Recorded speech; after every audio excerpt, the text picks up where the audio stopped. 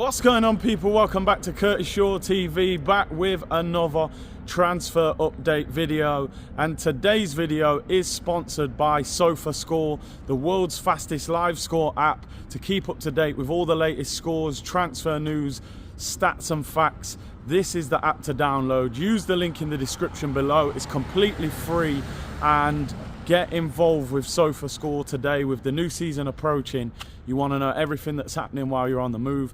Download SofaScore, link in the description, completely free, people. Right, let's get down to business. Arsenal were in action last night. They won on penalties against Bournemouth, pre-season friendly at the LA Galaxy Stadium, and a 1-1 draw during the 90 minutes. And then they managed to win the game on penalties thanks to some heroics from Karl Hein, the Dubai Cup legend. And listen, it was an interesting game. It was a strange atmosphere inside the stadium. One thing I have to say, I think whoever organised that friendly last night in terms of the ticket prices and things like that really need to have a bit of a look at themselves. You know, they've come to LA for 2 games. Obviously, they're playing Manchester United on Saturday. The ticket prices are sky high for that. You throw in a game at the last minute against Bournemouth, who, no disrespect, people are not desperate to watch Bournemouth play. And you had an opportunity for me to drop the ticket prices, enable people to come to the game, bring their kids, fill up the stadium, and have a great atmosphere in there. But again, they're charging very high prices for a midweek game against Bournemouth, and the stadium, I would say, was not even half full. It was a really strange atmosphere. It was like a training game. Listen, big up to the fans who did turn up and decide to come, but I just think, listen, I know these tours are about making money, but sometimes you think, really put into a bit of perspective, that it's an opportunity for fans, especially in America, to see Arsenal, and you're charging stupid ticket prices. You know, that's my mini rant over. But why have a stadium less than half full charging over $100 for a ticket to watch Bournemouth? Arsenal, half of their team is missing. Why not sell them tickets for $30, $40 and allow people to come and watch? I don't get it, but hey, it is what it is. It's business, I suppose. But anyway, Arsenal last night, obviously half of our team is not available, and it was a good opportunity to see some of the younger players, which a lot of people have said, can Arteta give these younger players more opportunities on the pitch to prove themselves?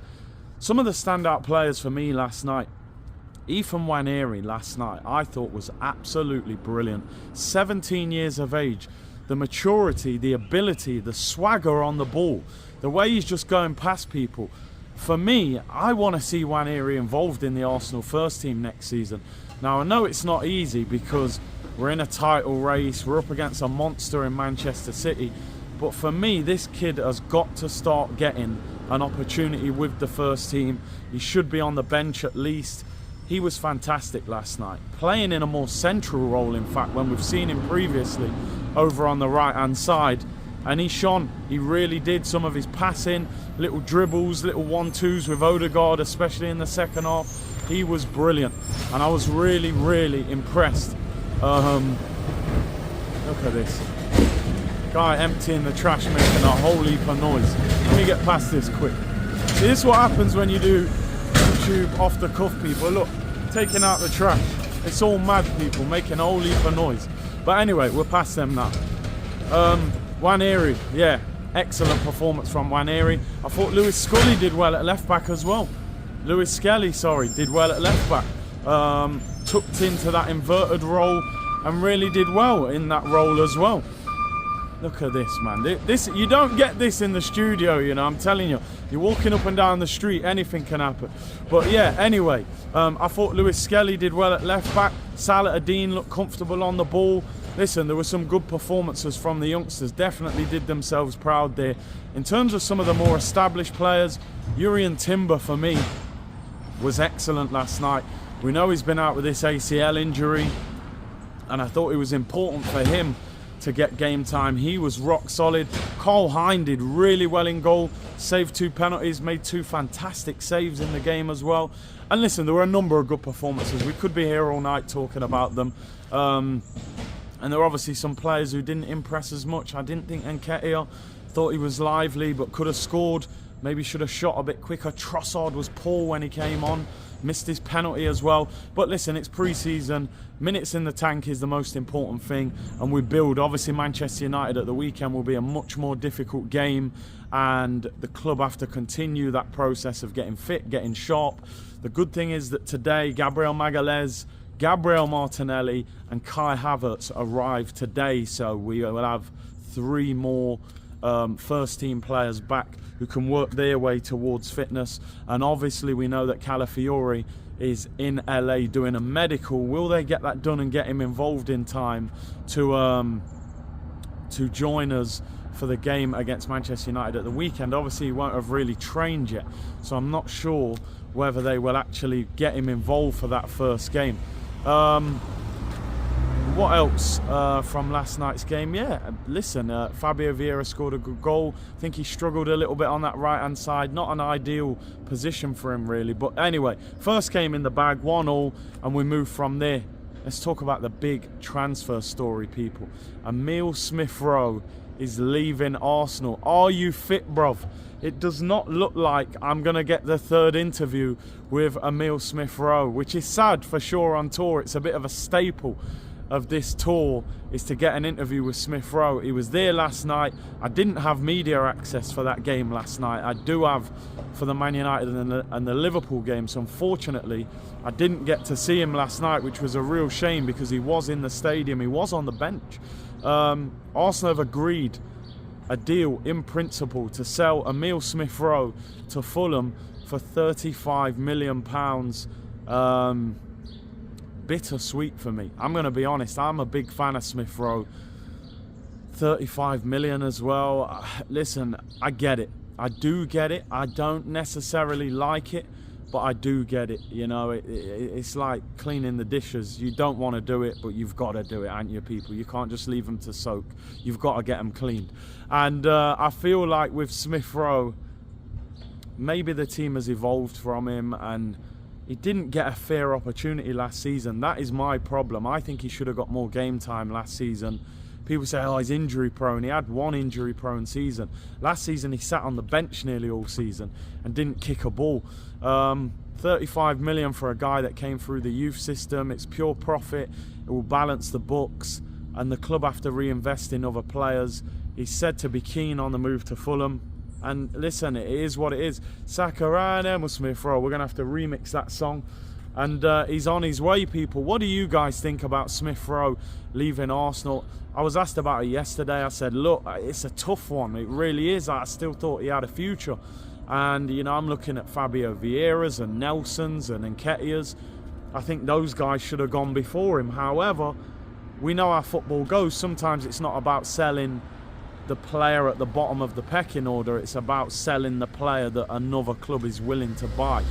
And other clubs are not desperate to sign Fabio Vieira at the moment and players like that. So Smith-Rowe is wanted. He's, you know, English tax and all that. So he's on his way to Fulham. First of all, I want to ask you guys, how do you feel about Smith-Rowe leaving Arsenal? Do you agree with it? Would you have kept him, tried to give him another season? Second of all, I suppose part 2 to that question, what's your thoughts on £35 million? Is that a good enough price for an England international? Number 10 shirt, you know, the shirt of Dennis Bergkamp.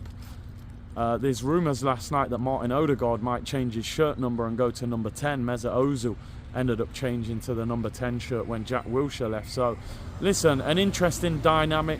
35 million, it's pure profit. We know with this profit and sustainability thing, you do need to offload players, and if you can offload players that came through your youth system, it helps balance the books. For me personally, very, very sad to see Smith-Rowe leave, and I do wish him all the best at Fulham, and it's a shame we're not going to get that 3rd interview. Are you fit, bruv?